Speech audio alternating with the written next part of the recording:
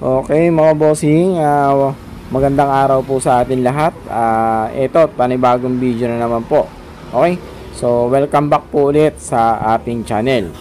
Okay, so for today's video natin mga bossing, yung share ko sa inyo regarding ay tungkol dito sa Suzuki Smash. Ito ay para dun sa mga model na latest model natin na di diaphragm yung kanilang mga karburador. Okay, so ang pinagawa dito ni customer ay full maintenance, change oil, tune up, and carburetor cleaning. So syempre bago natin inumpisahan yung unit ay tinanong muna natin yung customer kung ano nga ba yung issue at mga nagiging problema niya sa paggamit ng kanyang motor, kung bakit niya ipa-full maintenance. Okay, so unang-una sabi nga niya ay meron na siyang nararamdaman na pagpuputol-putol. At ang isa pa ay dahil sa halos 2 taon na rin naman daw na hindi nalilinis yung karburador, so kaya ipinalilinis na rin niya at ayun nga, ipinaulit na rin niya yung kanyang pagpapatune up. Okay, so ayun nga, yung regarding at tungkol dito sa issue ay nagpuputol-putol ang andar niya kapag nasa 40 to 50 km na siya. So naka-steady yung kanyang throttle, pero anong nangyayari ay nagpuputol-putol. Okay, so ito yung unang issue na po pwede kong ma-share sa inyo regarding dito sa kanyang karburador, sa kanyang mismong throttle valve. So anong nangyayari, yan ay medyoumi-stuck at tumitigas. So kaya ang ginagawa na natin minsan pagka nagbubukas tayo ng ganyan, binababara natin ng WD-40. So dito tayo sa main issue. Ito mga bossing, yung nagiging issue kung bakit nagpuputol-putol yung andar ng unit kapag nasa 40 to 50 km na si bossing. So ito kasing hose na to mga bossing, so siya ay naputol. Ayan, kung makikita nyo, nagbitak na dyan sa may parting yan. Kaya nagkakaroon ng problema itong hose na to ay dahil sa salubong na hangin. Maaaring salubong na hangin, or kasi itong nasa mismong manifold, yan ay sa pahigop.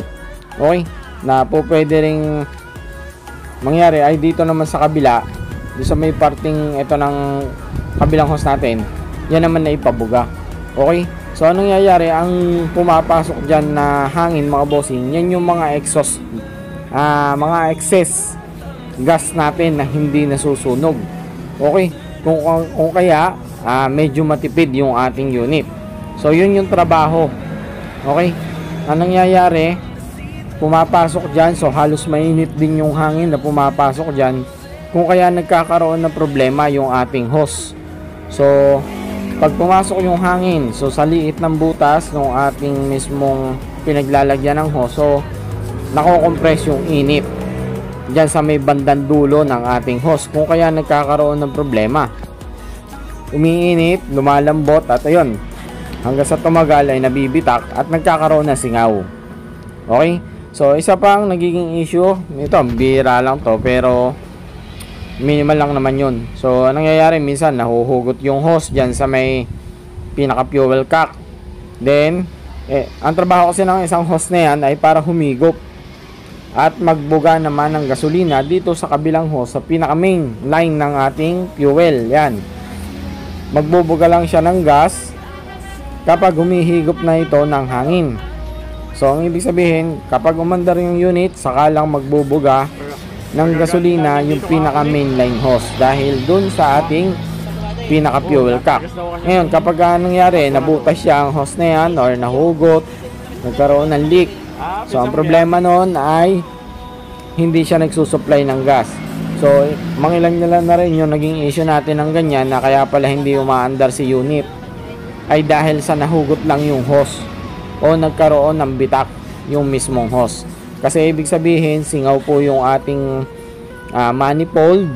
Okay, so ayun yung mga issue na nangyayari kapag yung mga hose natin ay nagkakaroon ng bitak or nahuhugot. So yun yung mga po pwede nyo i-check kapag gaya nga nun, nagpuputol-putol.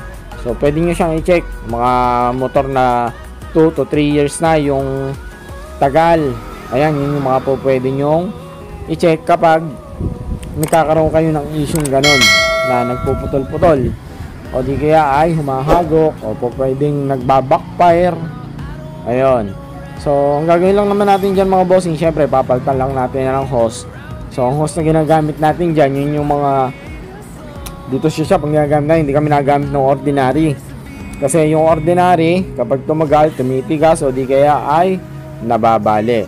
Kasi kung mapapansin nyo, yung bend ng hose natin, so nakabend talaga yung pinaka hose nya, naka-mold siya ng nakabend. Compare natin doon sa mga hose na nabibili natin na tuwid siya, na kapag ka-ibinend mo, kapag tumagal, nababali, at ayun nga, hindi nagbabypass yung hangin papunta doon sa manifold. Okay, so ang ginagamit natin dyan ay yung mga hose na galing doon sa mga carburetor, na yung mga second hand na carburetor, yun, may mga kasama yung hose. So meron yung may mga kasamang hose na nakabend. So yun yung tinatago talaga namin yun, at inihahanda namin para sa mga gantong issue na mga nabubutas yung kanilang mga hose. Kasi ayun nga, sabi ko nga, pagka ganito merong mga issue, so tinatanda natin niya kasi possible na sa mga susunod na araw ay mangyari ulit yun. Okay? So ayan na yung hose na pinalit natin. So kung mapapansin nyo, hindi siya naka-bend, hindi siya bali. So okay, magiging maganda yung bypass ng hangin. Okay? So ayun lang mga bossing, may share ko sa inyo regarding at tungkol dito sa Smash. Okay, so maraming salamat sa inyong panonood. Till next video natin mga bossing, maraming salamat po. God bless po sa atin lahat.